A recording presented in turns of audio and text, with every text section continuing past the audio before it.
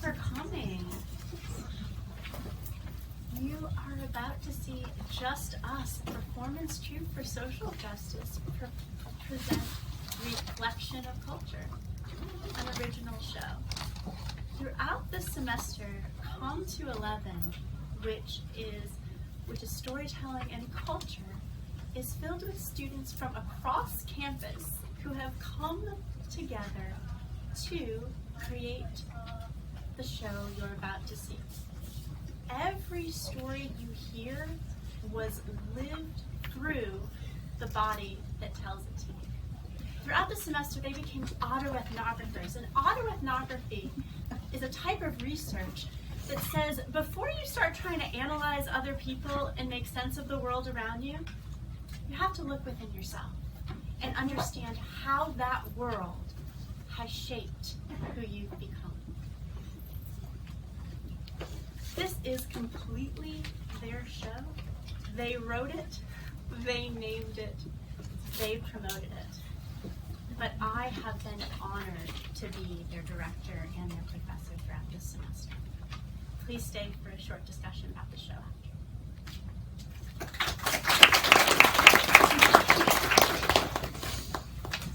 Why social justice? Because everybody deserves the same opportunities. And this world is not fair to everyone that inhabits it. And that needs to change. Don't you think?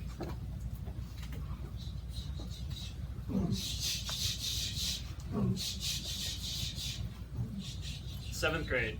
I'm a new student in town. There's nothing new to me though. This is the 5th school I've been to by now.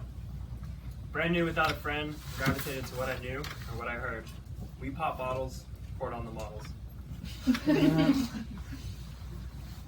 See, this is how I met Jerron. J-Ro was my boy.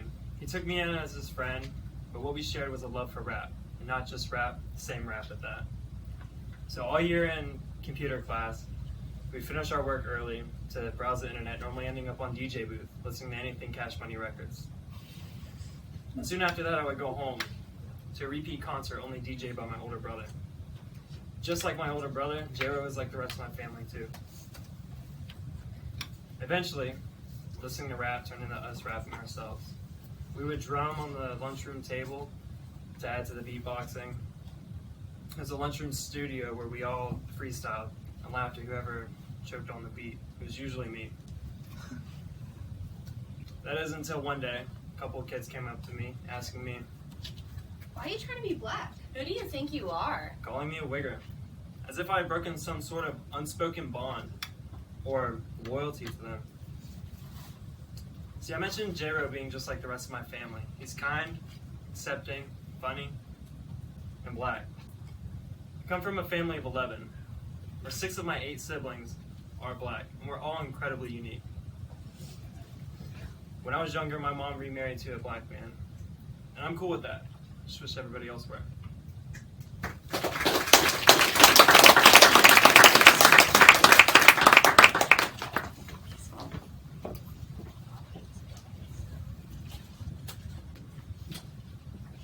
I am very aware that I am in a wheelchair, but not for the reason that you might think. I think about my wheelchair in the same way I assume you do when walking. When there's a step and you have to watch your footing, I do too. Or when people stare. And for that reason, I'm really conscious of kids. See, my wheelchair is right about eye level, and it's shiny, and it's green, and it catches their attention. And kids have no filter. They say whatever comes to mind. And I love it. They don't have any prejudice. They just say whatever. And see, I was walking through my local mall one day, and I noticed a young mother with a young girl standing just behind me. And I heard the little girl say, "Mom, she's pushing herself." And Mom said, "Yeah, dear. But Mom, she's pushing herself." And the mom said, "Yeah, honey, she's pushing herself." And then the little girl said, "But Mom, how does she push herself?" And the mom says, "But she's strong. She can push herself." And the little girl stops. And I have to stop too so I can eavesdrop. And I turn around. And this little girl, she plants her feet and she stands up a little bit taller and she goes, "I'm strong too. I can push myself."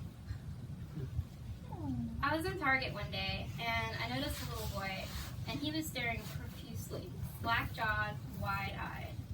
And he tugged at his mom's arm and he said, "Mom, what's wrong with her. And he repeated himself over and over again. Each time, his mother's shh grew louder and louder. Finally, she kneeled down, grabbing his arm, shaking him, said, "Don't look at her. Don't talk to her. Shh." I couldn't help myself. I turned around and ignoring the mother, all I said was, "Hey, it's okay. I break my bones easy. That's all." Be respectful, but remember, you'll always be ignorant if you don't ask. To be classified as a rare disorder in the United States, fewer than 200,000 Americans are affected. It is estimated between 25 to 50,000 people have osteogenesis imperfecta.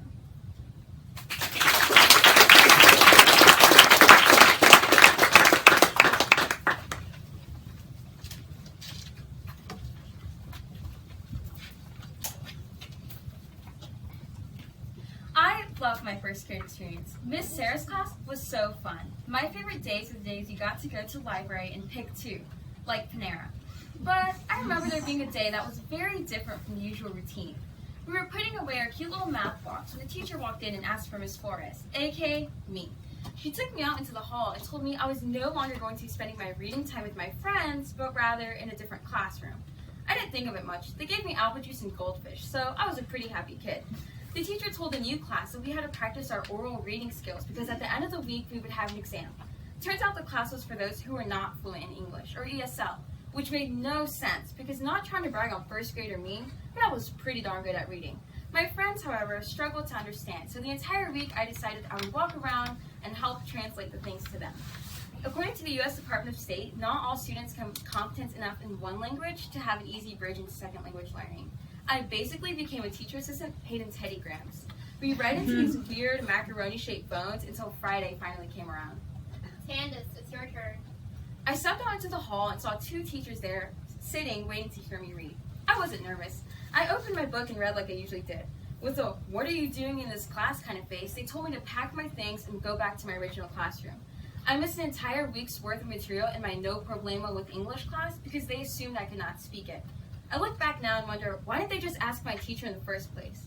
I have now realized that by the color of my skin and about what people assume of my ethnicity, I may be labeled as someone who does not speak English. My last name tells people to ask if I speak it or speak really slow until I know otherwise.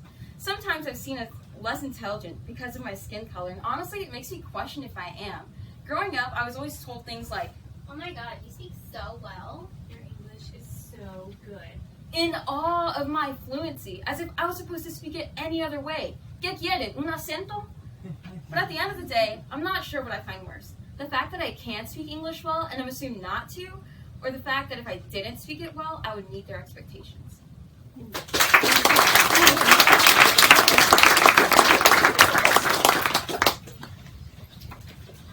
So, my roommate hit me in the arm. Any other guy would have just forgot about it and moved on. That's how guys play. But this really took me by surprise and affected me. Here's why. So I came from a small, private Catholic high school, and was one of only a few who didn't come from a Catholic middle school. Everyone seemed to know my business before I knew it myself, and I had a hard time connecting with people. That all changed my junior year.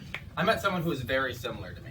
See, he was adopted from Russia, like I am, and his parents were divorced, like mine. Looking back at it now, though, we had nothing in common besides our family background. See, I loved being around people and making new friends. He loathed being around people. Couldn't make a friend to save his life, except for me. Anyway, we seemed to get along pretty well at first, but that all changed spring break of our senior year. We decided to go with my family to the Caribbean, rather than on our school's annual trip to Disney World. It was a good trip, till one night, he hit me.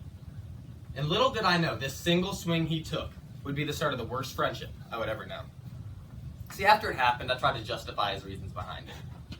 He was drunk, he didn't mean it, boys will be boys. But then it happened about a month later, but it was worse. More than just a swing. Yet even after that, I tried to justify that friends fight every now and then. It's a guy thing. Then he broke my foot. Yet even after a trip to the emergency room, I continued to lie to my parents about how it happened and consider it normal. Then I studied abroad my first semester, freshman year of college. We would Skype. He was always angry. He was at home, and without me, had no friends. But when I got back, we ended up hanging out. And then he pulled a knife and talked about how he wanted to kill me. He punched me in the face until he knocked me out, and then he choked me on the ground until I managed to call a family member for help. My stepmom talked about how she wanted to throw him in jail, but I refused to let that happen. I still thought we'd be friends. In the end, his family blocked me on Facebook and blamed me for everything. They wanted to forget that their son had a problem. They wanted to forget that the incident occurred altogether. A year later, at college, away from him, I was ready to get justice for myself. But at that point, it was too late. I think back to why I didn't do anything sooner. I had in my head that I was weak and couldn't defend myself, so I was less of a man. So often society forgets about or even praises male-on-male aggression. But male violence occurs far more often than you would think, and its effects are dangerous. To this day, I still can't sleep without the TV on. Go back home, or think about high school, without thinking of the attack. Not a day goes by in my head where I don't think about him, or how I could have got justice for myself. And the sad thing is, I bet he doesn't think about it at all.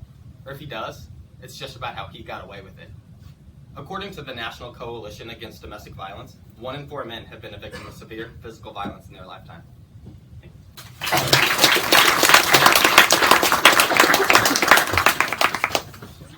Why autoethnography? To be self-aware. Because we reflect and create society. Because our stories matter.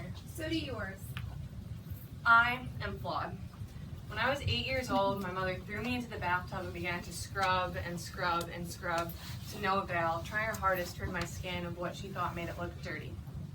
3 doctors later, and I find out that I have vitiligo, an autoimmune disease which tricks my body into thinking that my melanin isn't good for me and that it needs to be destroyed. Turns out I wasn't dirty, just different. So why is it that when I went to the doctor as a 20-year-old woman, comfortable in my own skin and with my body, that she asked if the nurse could come in to check me out because they had never seen such a case? When the nurse came in, all she could muster up to say was, Well, at least it's not on your face. but what if it was? I am flawed. And something that a lot of people don't know is that flawed people share this mutual sort of respect for one another. Nothing extreme, but a small wave here, a subtle head nod there, just something that says, hey, I'm here too. This is something I picked up pretty early on in my life. Bringing me to this one time I'm in Walmart, and I'm minding my own business, going down the aisles, and I see these 3 guys, and they look like normal guys, you know? But I look closer, and they're not shopping at all. They're standing in a circle pointing at something. Following their finger, I see these 3 grown men pointing and laughing at a college kid with albinism. And each aisle that he walked down, they followed. They just couldn't get enough of it. They had to laugh at him because he didn't look like them. This kid has probably dealt with shit all of his life, who's been laughed at before, who was flawed, like me. And I felt for him, and I couldn't let it go. I grabbed my cart and whipped it around, doing an entire 180 on wheels. I hustled over to this group of guys with a force, and this flawed girl let it rip.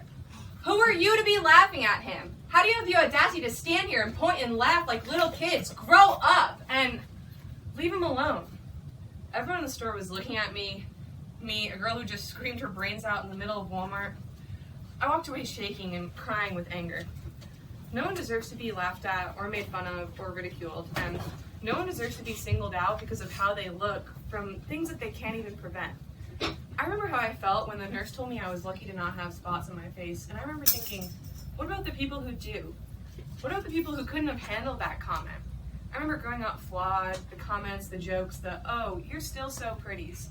And I remember seeing that albino boy doing something as simple as buying what he was going to eat for lunch the next day, and not being able to get relief, not even for a moment. According to the Alberti Center for Bullying and Abuse Prevention, 18.5% of college undergraduates reported having been bullied in the past year. Thank you.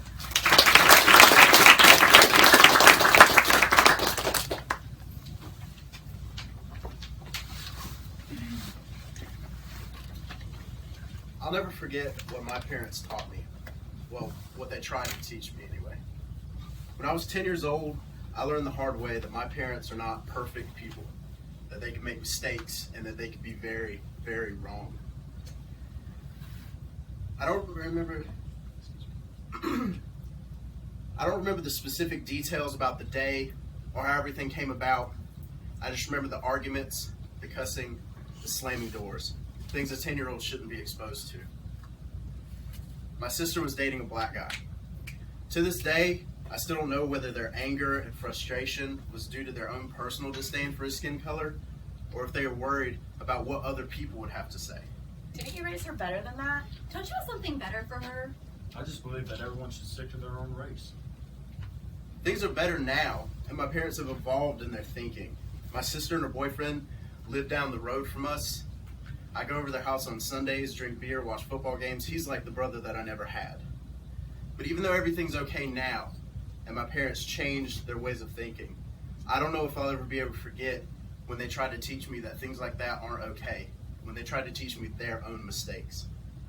As recently as 1967, some states still had laws banning interracial marriage until Virginia versus Loving overturned these laws.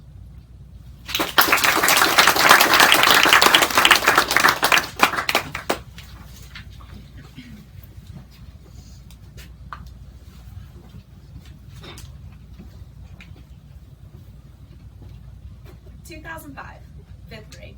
I was at my friend's 10th birthday party starting to eat my third slice of pepperoni pizza when I overheard another mother's voice telling my mom, Wow, your daughter sure knows how to eat. I didn't care though, I ate that third slice of pepperoni pizza.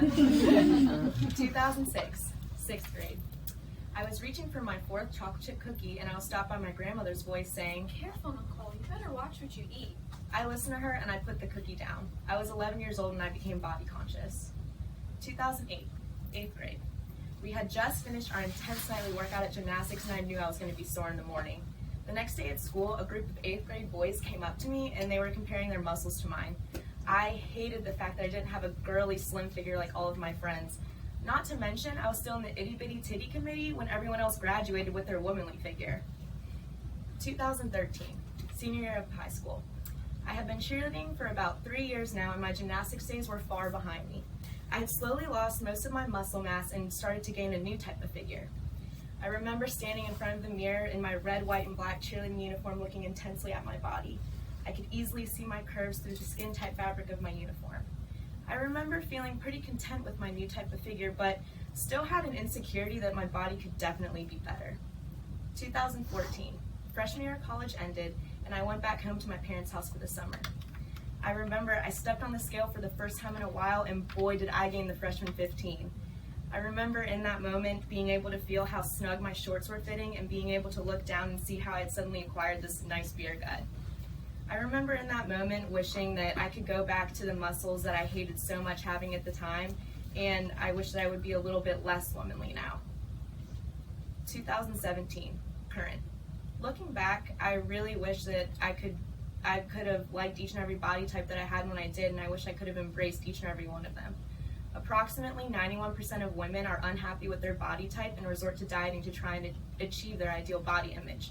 Unfortunately, only 5% of women naturally obtain the ideal body image portrayed by Americans in the media. Thank you.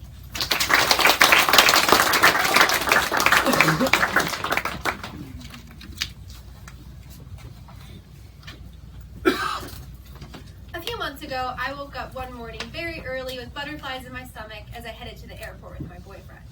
Going through the security line, there was a problem with my carry-on. I was apparently taking too many regulation-size sunscreens with me, something I had done before but never had an issue with. The security attendant thought they were my boyfriends. Without explaining the situation, he just went up to him and asked, "What is your name?" My boyfriend replied, "Abdulaziz Swady."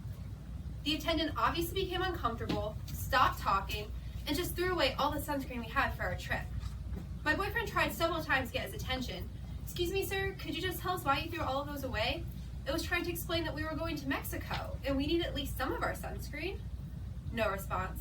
The attendant kept ignoring us. Wouldn't even look at us. I could tell how bothered my boyfriend was. Nevertheless, he continued to ask politely. Eventually, a manager came over and helped us retrieve our sunscreen and told us there was never an issue with it in the first place. As we walked away, Abdulaziz told me he was sorry he did not let it go, but that he couldn't. He said to me, he needed to know that he cannot just silence me, that I would not accept being treated like that. I always have to be the bigger person in every situation, so at night when I reflect on my day, I know that he was the ignorant person, not me. When I look at Abdulaziz, I see an American, a Palestinian, and someone that greatly enriches this country. When I hear his name, I think about his father, his grandfather, and how much his family has risked and sacrificed for him to be here. Unfortunately, some people, like the attendant, see him as a threat, someone that doesn't belong. When they hear his name, they are scared, uncomfortable, and hateful. According to a study conducted by the University of North Carolina at Chapel Hill, approximately 0.0002% of Americans have been killed by Muslim terrorists since 9/11. According to these numbers, in 2013, you were more likely to be killed by your couch or TV collapsing on you. Thank you.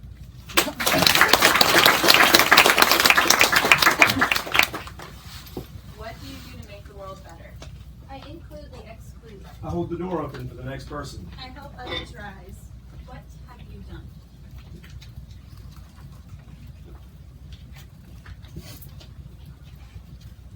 Years old. I was just trying to walk home from the park. It was summer vacation, but I still had curfew. I smile at my shoes that were now covered in a day's worth of clay, and I wait at the crosswalk for the signal that I'm safe to continue on. But am startled by two grown men who are leaning out their windows. They whistle. They holler something at me as I pass in front of their car and take off far out of sight. What was that? What did I just experience? As I always did at this age, I ran home and I asked my mother, to which she replied, Someone must have found you awfully pretty. "Oh." I looked down at my body and for the first time become aware of my adolescent figure. I don't yet have the full shape of a woman. I have Skechers and dirty knees, but men are looking at me. I am female. I should be flattered and invite the male gaze. 13. At a football game. What a babe. 14. In my high school parking lot. Damn, girl. 14. On the street in New York City. Hey, baby, slow down. 15. Walking to a friend's house. Hey, sexy, where did you come from? 19. Stopped at a gas station pumping gas. A man looks at me and says, a pretty girl with a body like that should smile more. 20. The man at the community dance rests his hand below my comfort zone. 20. Trying to walk home from class, a man pulls up beside me and says, hey, babe, need a ride? At 19, I learned that catcalling is street harassment. I learned that I don't have to accept these comments from strangers as compliments. And the women who share their stories with me, they label this rape culture.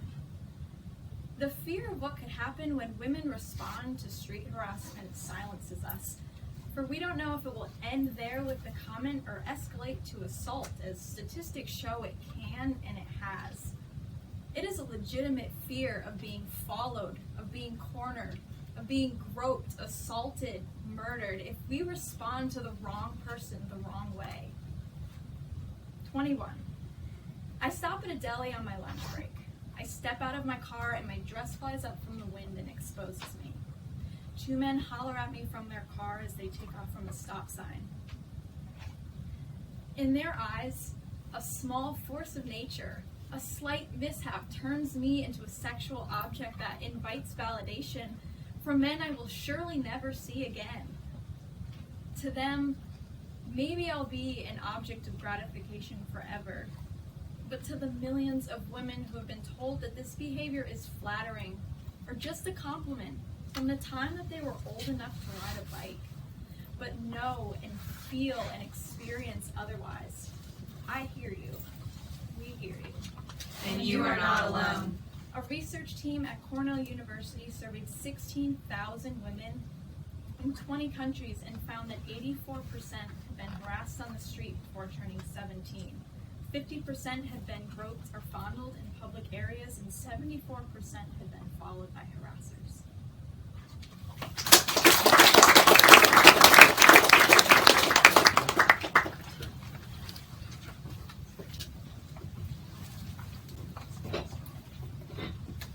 How do you do it? How do you tell a story that is not your own? To use someone else's voice, but to not steal it. And when it's a tale surrounded with so much stigma, that you would hear things such as, He didn't try hard enough.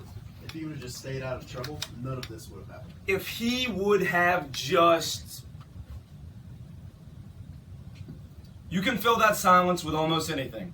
Because I'm sure, as we're all familiar with, someone suddenly seems to become an expert when they're put in your shoes. It is so easy to say what someone could, should, or would have done if you were them. But it's not that easy. Today I'm going to tell you a story about my friend. His nickname was DC. He grew up in a very poor neighborhood. He didn't have much. But this didn't stop him. He excelled athletically and academically. He was the kind of man that just woke up every morning and went out to make himself a better person. We all know someone like that. So picture a person. At the age of 17, when he graduated high school, he signed a contract to join the armed forces early because he had the desire to protect his community, to belong and serve at a higher calling. See, this same motivation was exactly what pulled him in to another type of lifestyle years before. See, at the age of 14, he joined a gang. Now, this gang was a criminal outlet, but it wasn't because he wanted to be deviant or bad. He didn't have a mean streak. He didn't want to just mess stuff up and cause damage. He wanted to be part of his community. He wanted family because he didn't have one. But they were his family. Brotherhood. And that's what it meant to him. But when he matured and decided he wanted to join the United States Marine Corps, he realized that he couldn't be part of a gang anymore. He had to grow up. And he made the hard decision to leave. But unfortunately in this country, it's very common when someone to leave a gang or join a gang, they must go through what is called a blood in, blood out departure. This simply means to join, you must be beaten in or shed blood. And to leave, you must do the same.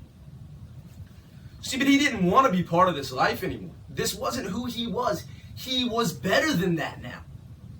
So he resisted.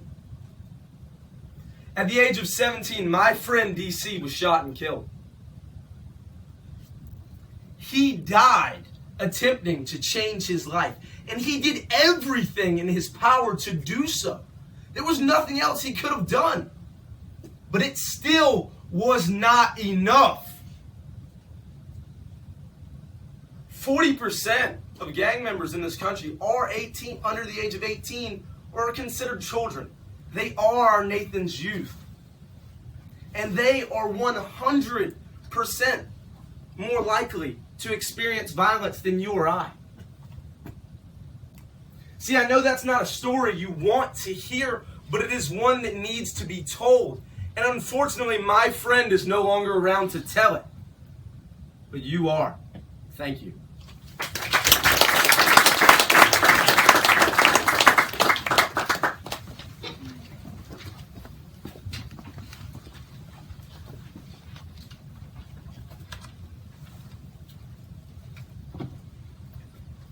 First swallow, everything goes down fine. Second swallow, it expands in my mouth. Third bite, the expansion has progressed from my mouth to my chair. I'm aware of the space my body is filling and trying desperately to shove it into narrow hips and a small voice.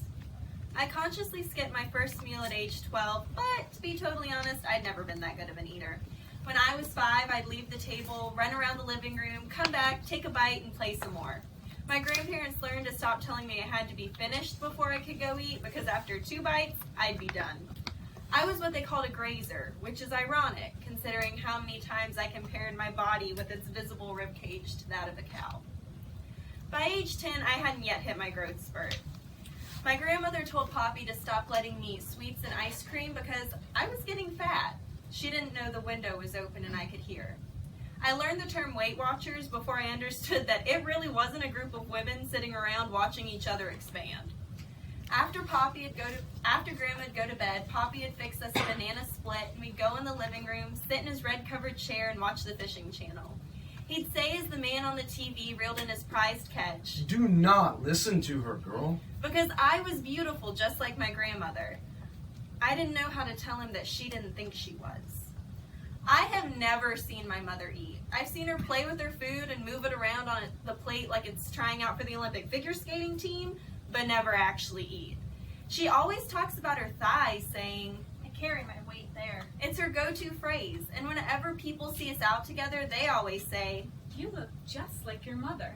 and her response to me is always the same. I'm sorry. By age 14, I was down to 1 solid meal a day. I was 5'6" and weighed 115 pounds. My clothes hung off my body, and my chest looked like something a 5-year-old would draw when they knew actual breasts were too provocative for their favorite purple crayon to produce. I tried shoving myself into a box that couldn't possibly get any smaller because the truth of the matter is, no matter how many meals you skip, your pelvis is not going to lose weight. Approximately 10% of women, college women, report having a clinical or nearly clinical eating disorder.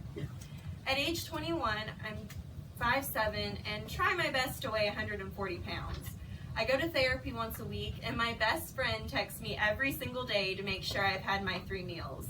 It's a lot harder to lie to her than it was to lie to myself. My clothes still hang some days, but they're not weighted down by unrealistic expectations and personal shame. Sometimes it's still hard to swallow, but I'm learning to live and eat with my eating disorder.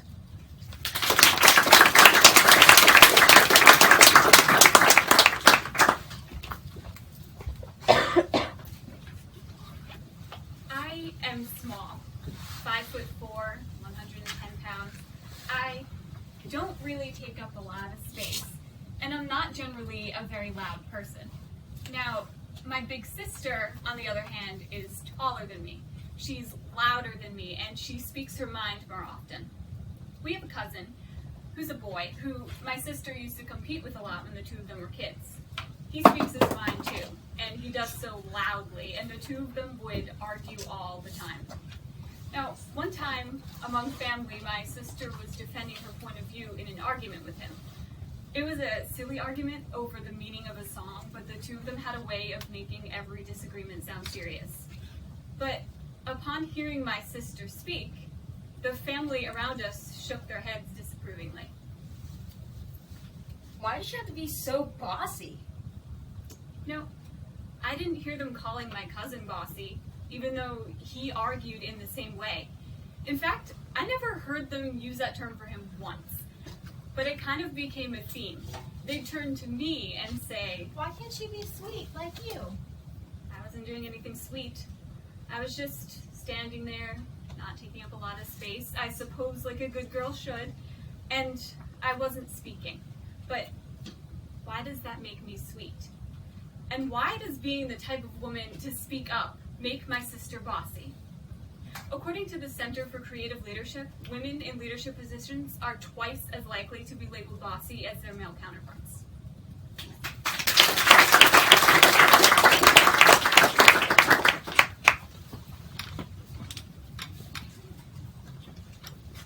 What do you hope for? That everyone helps. Understand, again, it's a world without borders. A world where being a snowflake can maybe be a bit.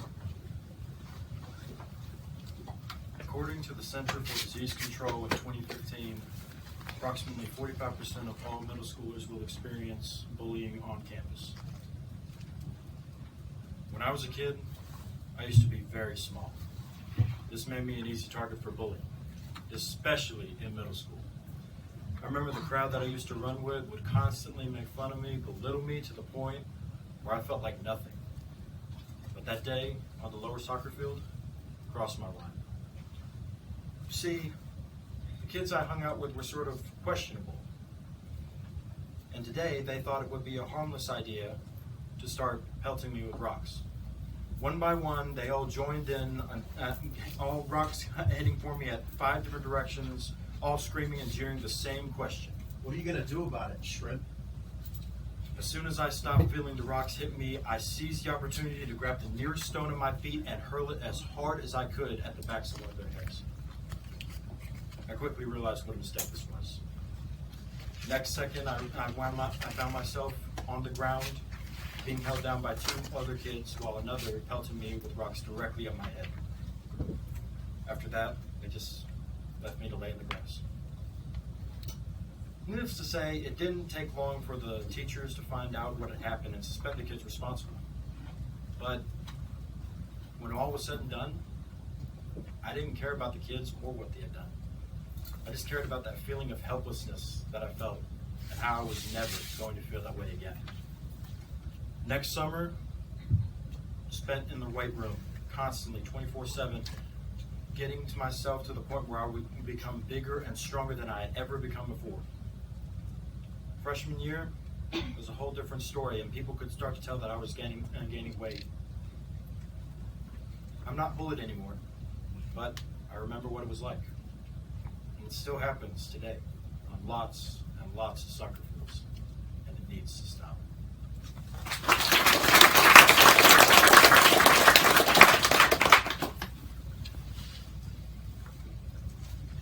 When I was little, my mother used to say that I was chocolate milk.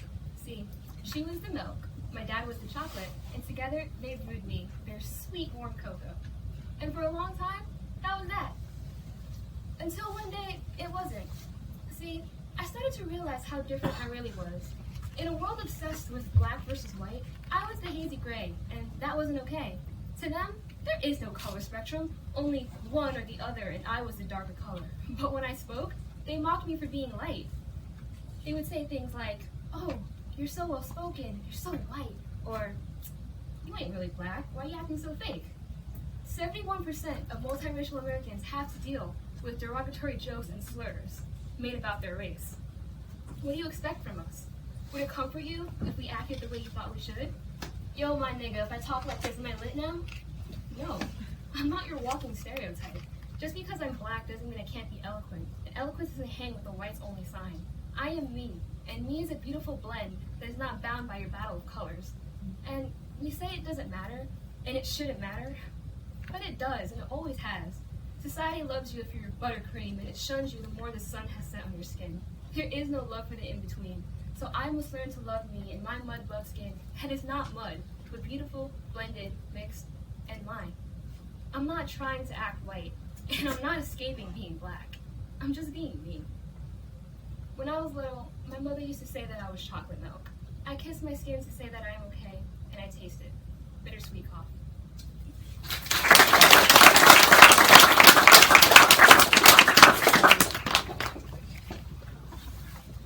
My family's favorite thing to do when I come home to visit is calculate the percentage of my body that's covered in tattoos.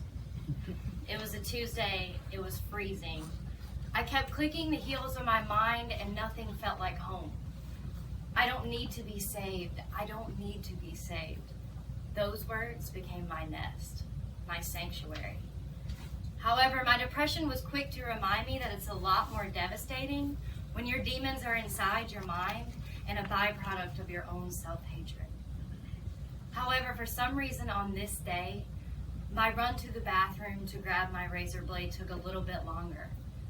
Enough time to drag myself to 71st and York, where I would begin to paint beautiful portraits of self-love on the canvas that is me. 171 days later and 13 tattoos have passed, each with a growing reminder of my darkest moments turned into a radical expression of self-love. There are still some days where I feel lost. I remind myself to put the win in winsome and the star in starting over. I'm reminded of the two lines that sit under my shoulder blades, holding me up like wings that read, "I am the hero of this story. I don't need to be saved." And in that moment, I am free. 1 in 5 women and 1 in 7 males will engage in acts of cutting themselves by the age of 13. Thank you.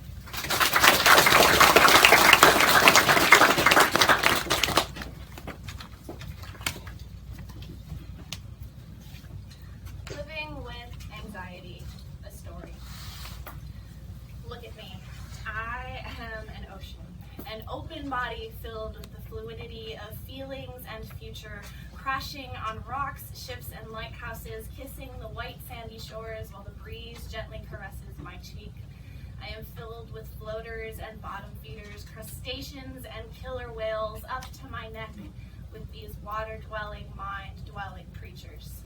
According to the Anxiety and Depression Association of America, 40 million U.S. adults suffer from an anxiety disorder, and of them, 75% will experience their first episode of anxiety by age 22. I am an ocean, and you are the sun. I am absorbing your words and refracting back your light. Your heat pushes to break down my cool composition. These monsters inside me circle where you reach me. They're on the prowl. Your words, they construct into daggers. They leak from your lips and puncture my veins.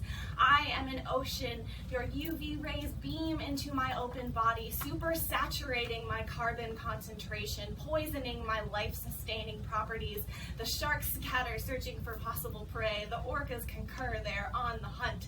Ships batten down the hatches and trim the sails. The light disappears and covers you with thunder clouds overhead, stirring up tsunami tides in my eyes. They ripple from my fingertips. But when the clouds clear, you tell me, the ocean, that I am responsible for this disaster. According to the Anxiety and Depression Association of America, anxiety disorders are a direct result from a complex set of risk factors, including brain chemistry, personality, life events, and genetics.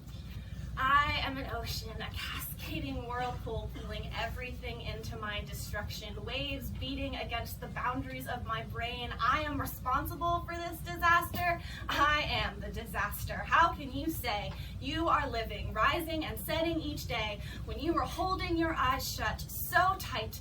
I do not know much about this world, but what I do know is that you cannot blame the ocean for the monsters inside of it, and you cannot blame the ocean for the storm you have created. According to the National Survey of Mental Health, 30% that are diagnosed with anxiety, only 10 will receive proper treatment. I am an ocean consistently churning and changing, while you, the sun, realize you do not have all the control over the tides, for it's more than that. A gravitational pull of attraction between moon and water. The moon, he cups my face in his hands and pulls me up to the sky while my body still keeps me grounded. I am an ocean, and he is the moon, shining light on my body each night that I never even realized was there, reflecting on the curves of my collarbone, the skin on my surface. The ocean and the moon, we whisper each night about the world. He giggles at my notion of being a disaster and says the best waves to ride come from a tsunami.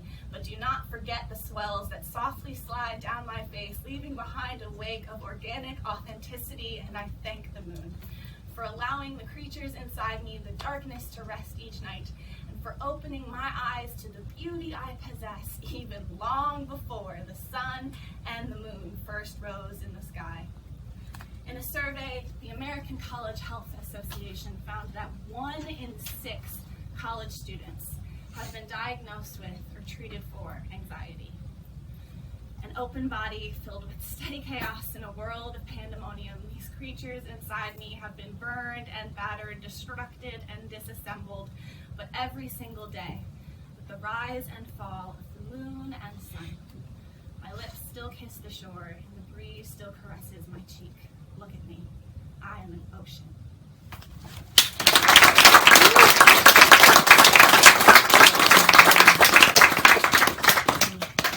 Why us? Because we have a voice. And we can speak. And we're willing to push. We have stories that need to be told. Stories start a ripple effect because you'll listen. This matters. And we can. So we will. Why not? Who else? If not us, then who? We're the ones today. It has to start somewhere. We started it here. What about you? And that's Reflections of Culture, presented by Just Us Performance Troupe for Social Justice and Com 211 Storytelling and Culture. Please stay for a discussion after the show.